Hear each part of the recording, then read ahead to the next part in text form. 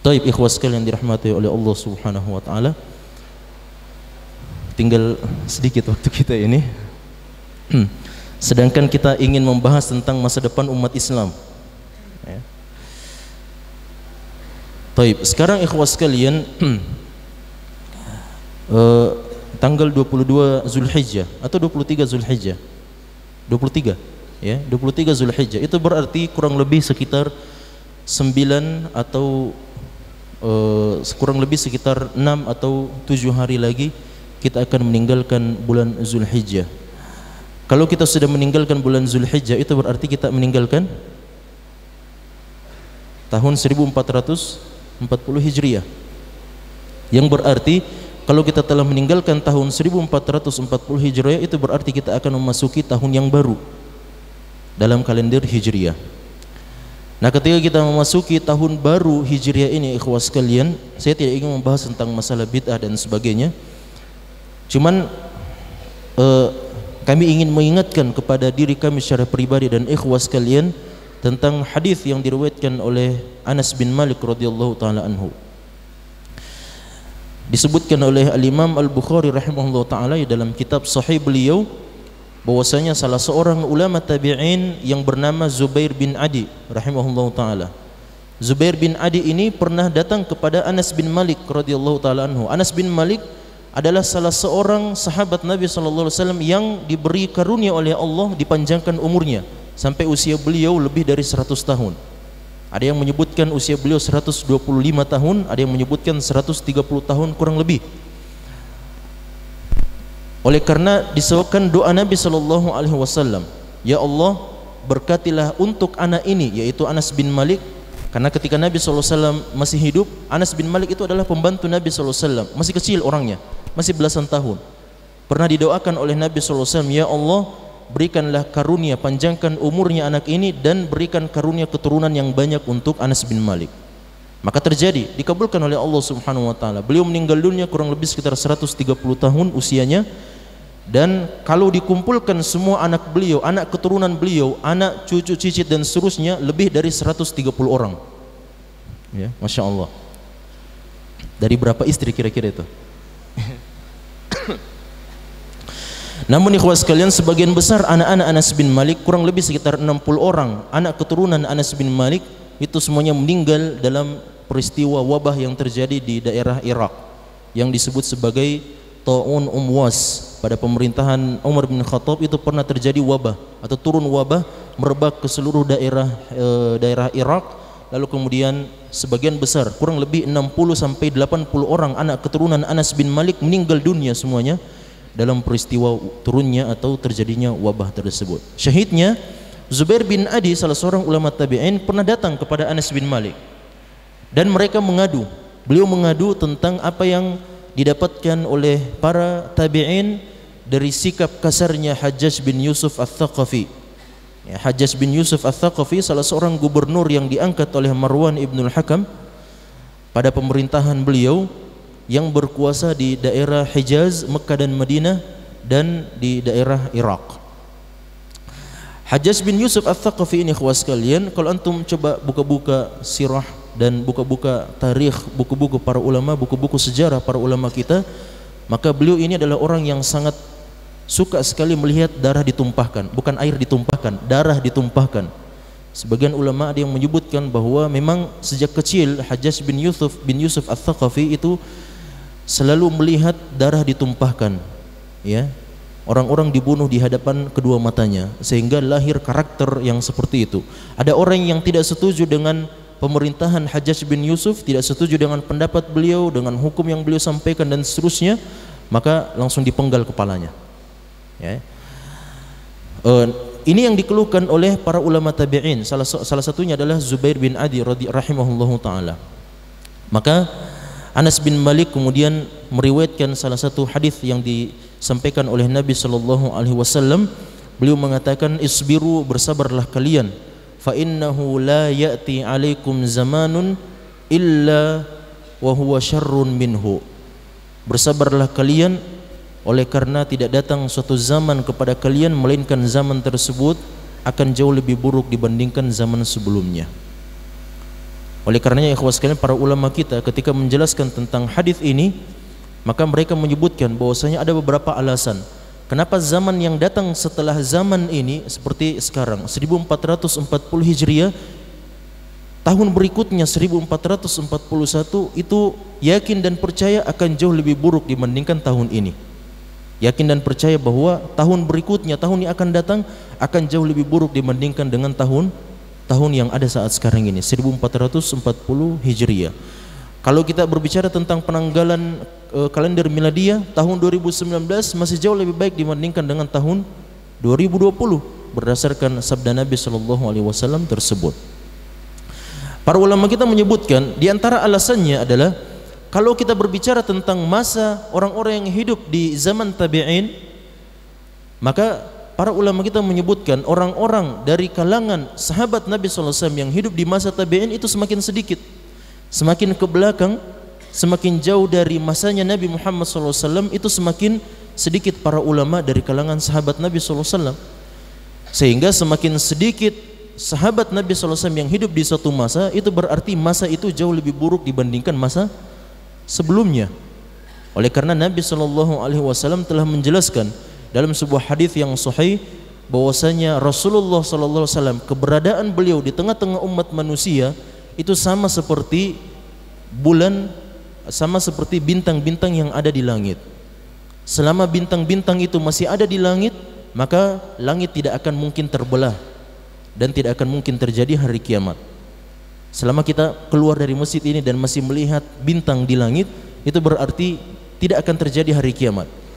Karena hari kiamat akan terjadi sebagaimana dalam Al-Quran, hari kiamat itu nanti terjadi ketika bintang-bintang sudah jatuh berserakan. Ketika bintang-bintang sudah jatuh berserakan, saling tabrakan antara yang satu dengan yang lain, maka pada saat itu terjadi hari kiamat.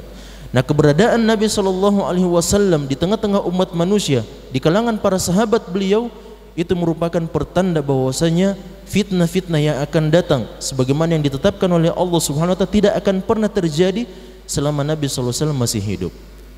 Begitu pula dengan para sahabat Nabi SAW, selama para sahabat masih hidup, maka mereka semuanya adalah amanatun li ummati.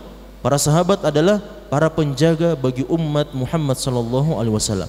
Selama para sahabat masih hidup, maka tidak akan terjadi fitnah-fitnah yang begitu besar di kalangan umat manusia pada saat itu. Namun ketika zaman telah berganti, zaman telah berputar, maka satu demi satu para sahabat telah meninggal dunia, sampai yang paling terakhir Anas bin Malik di daerah Irak, lalu kemudian Abu Tufail, sahabat Nabi SAW yang paling terakhir meninggal dunia adalah Abu Tufail radhiyallahu taala anhu. Ketika beliau telah meninggal dunia, maka tidak ada lagi sahabat Nabi SAW yang hidup di permukaan bumi ini, yang berarti bahwasanya itu merupakan pertanda akhir zaman semakin dekat. Ketika sahabat sudah semakin sedikit di suatu masa, di suatu zaman, itu berarti ilmu pengetahuan yang diwariskan oleh Nabi Muhammad SAW itu juga semakin berkurang. Nabi SAW mengatakan, Innallaha la yantazi'ul ilma intiza'an. Allah itu tidak mengangkat ilmu pengetahuan secara otomatis. Jadi Allah tidak mengangkat ilmu pengetahuan dari sebuah umat begitu saja. Walakinnahu yantazi'ul ilma biqabdi arwahil ulama. Akan tetapi Allah mengangkat ilmu pengetahuan dari satu umat, dari satu masa, dengan mematikan para ulama. Apabila para ulama telah meninggal dunia, maka umat manusia akan mengangkat ulama-ulama yang juhal, ulama-ulama yang jahil, yang tidak tahu menahu tentang ilmu pengetahuan.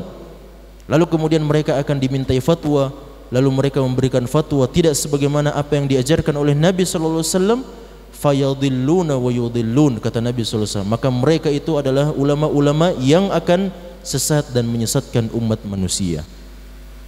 Oleh karena itu ikhwas sekalian, semakin dekat kita dengan akhir zaman, makanya aneh sekali kalau ada orang yang merayakan hari ulang tahunnya.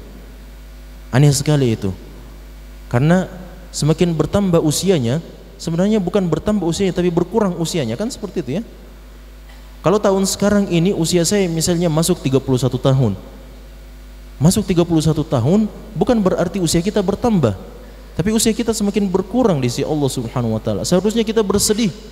Seharusnya kita semakin taat kepada Allah Subhanahu wa taala apabila usia kita semakin berkurang di sisi Allah Subhanahu Subhanahu wa ta'ala. Oleh karenanya semakin dekat dengan kematian kita, semakin dekat dengan hari kiamat, itu berarti semakin banyak dan semakin besar fitnah-fitnah akhir zaman yang akan Allah Subhanahu wa ta'ala munculkan di hadapan kita semuanya. Namun ikhwah sekalian, hal ini bukan berarti bahwa kita harus berputus asa. Namun kita harusnya tetap optimis dengan begitu banyaknya rahmat dan karunia yang Allah Subhanahu wa ta'ala berikan kepada umat Islam.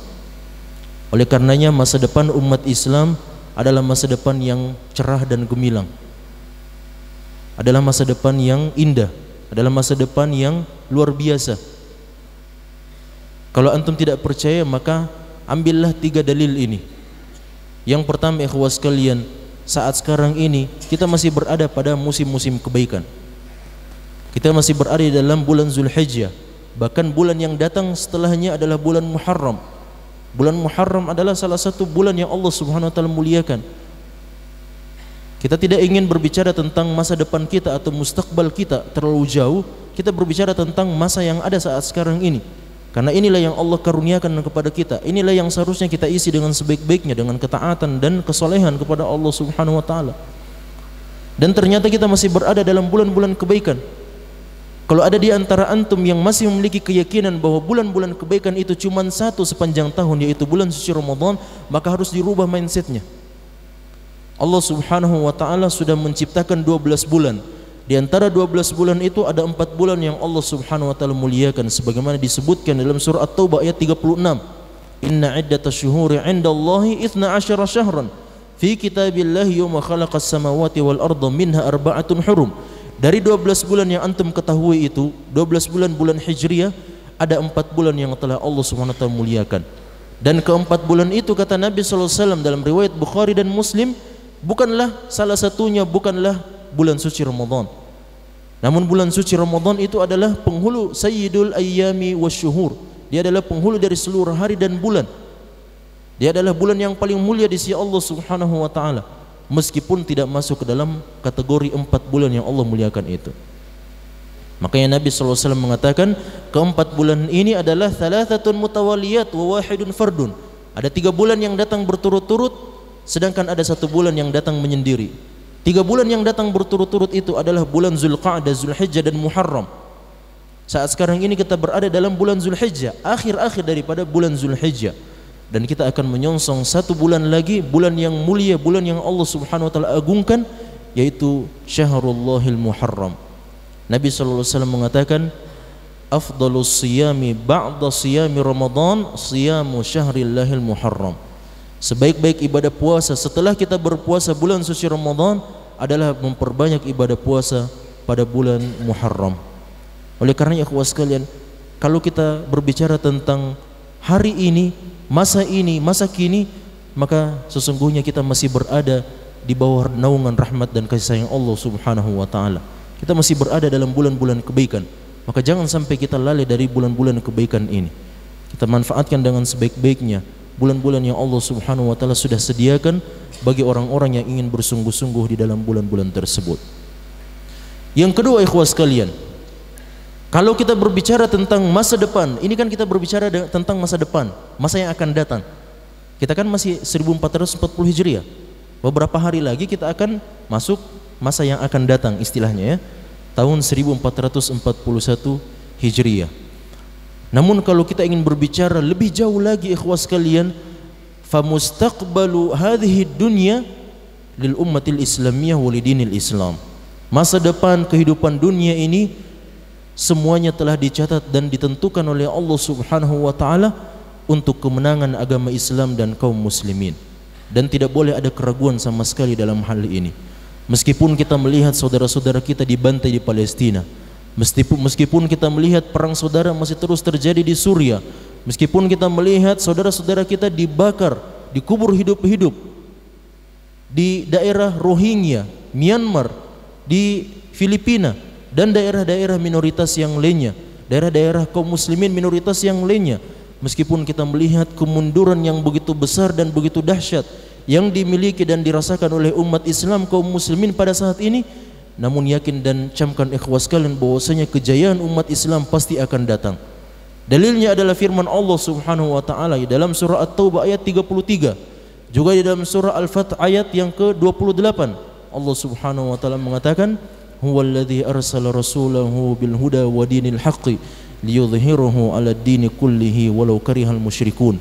Dialah Allah Subhanahu wa taala yang telah mengutus Nabi Muhammad sallallahu alaihi wasallam dengan petunjuk dan agama yang benar, liyudhhirahu 'ala ad-dini kullihi, untuk dimenangkan di atas seluruh agama yang ada.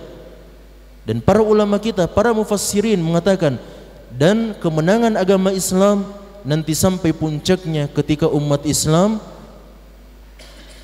ketika Nabi Isa alaihissalam turun dalam kehidupan dunia ini sekali lagi untuk membunuh Dajjal laknatullah alaih dan memandu kaum muslimin untuk mendapatkan kemenangannya di atas musuh-musuh Allah Subhanahu wa taala dan orang-orang kafir pada masa itu.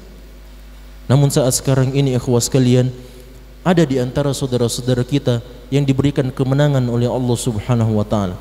Meskipun kemenangan itu dari beberapa sisi saja, dari beberapa kategori saja, dari beberapa hal saja dan seterusnya, akan tetapi senantiasa kata Nabi sallallahu alaihi wasallam, la tazalu min ummati ta'ifatun zahirina 'alal haqqi hatta ya'tiya amrullahi wa hum zahirun, kata Nabi sallallahu alaihi wasallam. Akan senantiasa ada di masa-masa yang akan datang, kata Rasulullah, ta'ifatun min ummati, sekelompok umat atau sekelompok manusia dari kalangan umat Nabi Muhammad sallallahu alaihi wasallam, zahirina 'alal haqqi, yang senantiasa mengizhar dan menampakkan dakwah Islam, menampakkan agama Islam dan menyebarkan agama Islam di tengah-tengah umat manusia, hatta ya'tiya amrullahi wa hum zahirun, sampai kematian mendatangi mereka sedang mereka tetap menegakkan dakwah Islam ini.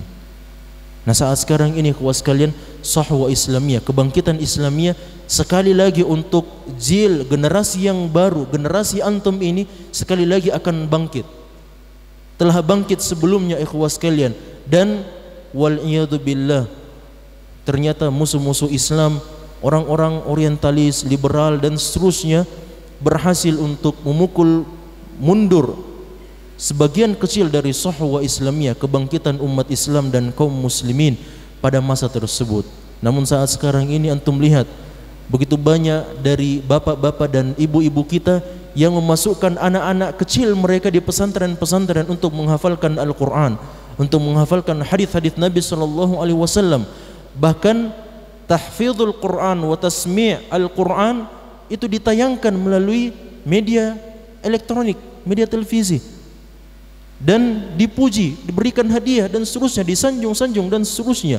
Para hufadhu kitabillahi subhanahu wa ta'ala, para awliyaullah, orang-orang yang menjadi wali-wali Allah subhanahu wa ta'ala, yaitu para penghafal ayat-ayat Allah subhanahu wa ta'ala. Maka ini adalah sahwa Islamiyah yang baru. Generasi antum ikhwah sekalian adalah sahwa Islamiyah, kebangkitan Islam dan kaum muslimin yang baru. Maka berusahalah ikhwah sekalian agar kemudian antum termasuk ke dalam golongan orang-orang yang Allah subhanahu wa ta'ala tegakkan umat Islam di atas pundak-pundak mereka. Karena agama Islam ini mau tidak mau, syi'na am abaina, kita mau atau tidak mau, agama Islam pasti akan jaya, agama Islam pasti akan menang di bumi Allah subhanahu wa ta'ala. Akan tetapi yang menjadi tanda tanya besar adalah apakah kejayaan umat Islam ini berdiri dan tegak di atas pundak kita atau tidak. Itu yang menjadi tanda tanya besar. Oleh karena begitu banyak penduduk bumi ini, ada miliaran orang-orang yang hidup di muka bumi ini, 1,8 miliar adalah kaum muslimin, orang-orang yang memeluk agama Islam. Kalau kita tidak masuk dalam kelompok orang-orang yang menegakkan agama Allah subhanahu wa ta'ala, maka boleh jadi kita akan tergilas oleh kereta sahwa Islamiyah dan kita menjadi orang-orang yang menonton dari balik layar saja. Sedangkan di hadapan kita ada orang-orang yang telah berjibaku menafkahkan seluruh harta mereka, seluruh waktu mereka, seluruh pemikiran mereka, dan seluruh harta yang mereka miliki, bahkan darah yang mereka miliki dikorbankan untuk agama Allah subhanahu wa ta'ala. Betul, kita tidak bisa seperti Khalid ibn al-Walid. Betul, kita tidak bisa seperti Umar bin Khattab. Betul, kita tidak bisa seperti Abu Ubaidah ibn al-Jarrah, atau seperti Talha bin Ubaidillah, atau seperti para sahabat Nabi SAW yang dengan gagah beraninya mengorbankan jiwa dan harta mereka untuk jalan Allah Subhanahu wa taala. Bahkan disebutkan oleh para ulama kita, tatkala peperangan Uhud, para sahabat Nabi sallallahu alaihi wasallam ada di antara mereka yang menjadi tameng hidup untuk tubuh Nabi sallallahu alaihi wasallam. Antum tahu itu apa tameng hidup? Kalau antum ketahui tameng mati ikhwas sekalian, itu adalah baja, kain perisai atau pakaian perisai yang dipakai oleh Nabi sallallahu alaihi wasallam untuk menutupi wajah Nabi sallallahu alaihi wasallam, untuk menutupi pundak dan tubuh Nabi sallallahu alaihi wasallam. Itu adalah tameng mati. Namun ketika terjadi peperangan Uhud dan kaum muslimin berhasil dipukul mundur oleh Khalid ibn Walid radhiyallahu taala anhu yang belum masuk Islam pada saat itu, ada di antara sahabat-sahabat Nabi sallallahu alaihi wasallam yang rela mengorbankan tubuh mereka untuk menjadi tameng hidup Nabi sallallahu alaihi wasallam.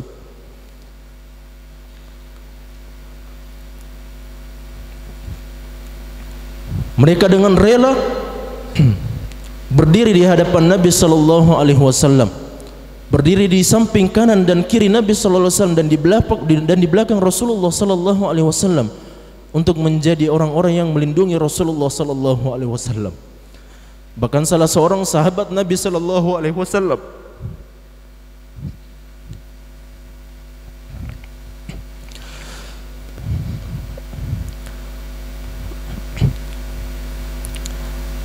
ketika tameng yang melindungi wajah Nabi sallallahu alaihi wasallam berhasil dipukul oleh salah seorang musuh Allah Subhanahu wa taala dan mengenai wajah Rasulullah sallallahu alaihi wasallam sehingga pelipis beliau harus mengucurkan darah dan gigi geraham Nabi sallallahu alaihi wasallam harus tanggal lepas disebabkan karena kerasnya pukulan tersebut, sampai-sampai tameng yang dipergunakan oleh Nabi sallallahu alaihi wasallam untuk menutup wajah Rasulullah itu masuk dan menusuk gusi Nabi sallallahu alaihi wasallam yang mulia.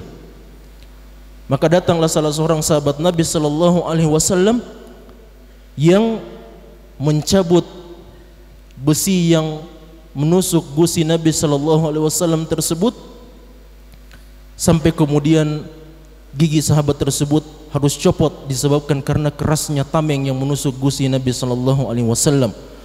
Sembari Rasulullah sallallahu alaihi wasallam menyampaikan, tidaklah bercampur darah Nabi Muhammad sallallahu alaihi wasallam dengan darah salah seorang sahabatnya illa wajabat lahul jannah, melainkan wajib baginya untuk masuk ke dalam syurga Allah Subhanahu wa taala.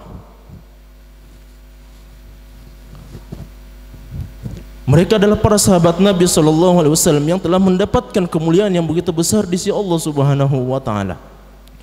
Oleh karenanya ikhwas sekalian, mari kita bermujahadah, bersungguh-sungguh di jalan Allah Subhanahu wa taala. Mudah-mudahan kita termasuk dalam golongan orang-orang yang dimanfaatkan oleh Allah Subhanahu wa taala untuk menegakkan sekali lagi agama Islam ini.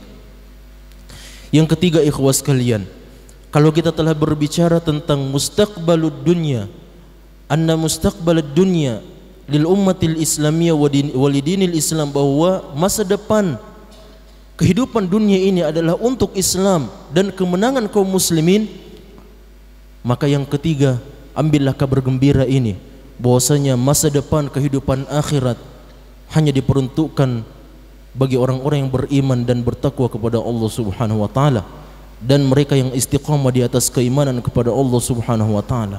Berdasarkan firman-Nya dalam surah Fussilat ayat 30, innal ladzina qalu rabbuna Allahu tsumma istaqamu tatanazzalu alaihimul malaikatu alla takhafu wa la tahzanu wa abshiru bil jannati allati kuntum tu'adun. Sesungguhnya orang-orang yang mengatakan Tuhan kami adalah Allah Subhanahu wa taala, lalu mereka istiqamah di atas keimanan mereka, maka akan turun kepada mereka para malaikat Allah Subhanahu wa taala menenangkan kepada mereka, janganlah kalian merasa takut dengan kehidupan akhirat yang kalian tuju, dan jangan juga merasa sedih dengan kehidupan dunia yang akan kalian tinggalkan, dan dapatkanlah kabar gembira bahwasanya kehidupan akhirat nanti adalah bagi orang-orang yang beriman dan istiqamah, yaitu surga Allah Subhanahu wa taala yang telah diberikan janji bagi orang-orang yang beriman dan istiqamah tersebut. Oleh karenanya mari kita istiqamah ikhwas sekalian, beriman kepada Allah Subhanahu wa taala dan berusaha sebisa mungkin untuk kita istiqamah di atas tariqu talabil ilmi. Karena saat sekarang ini antum semuanya, para mahasiswa lama, mahasiswa baru, antum semuanya telah menempuh salah satu pintu-pintu surga Allah Subhanahu wa taala, yaitu pintu talabul ilmi. Antum telah meninggalkan salah satu pintu dari pintu-pintu surga Allah Subhanahu wa taala.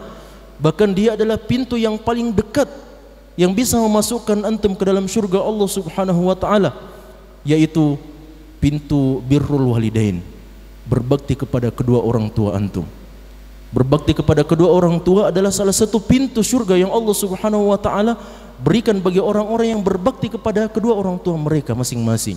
Bahkan Allah Subhanahu wa taala karena kemuliaan birrul walidain, maka Allah Subhanahu wa taala sandingkan perbuatan birrul walidain, perbuatan baik kepada kedua orang tua, dengan perintah untuk mentaati dan tidak melakukan kesyirikan kepada Allah Subhanahu wa taala. Wa idz akhadna mitsaqa bani Israila alla ta'budu illa iyyahu wa bil walidaini ihsana.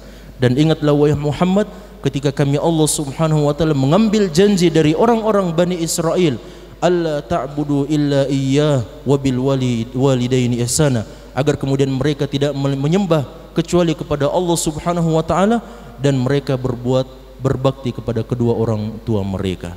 Antum semuanya telah meninggalkan pintu surga ini ikhwas sekalian.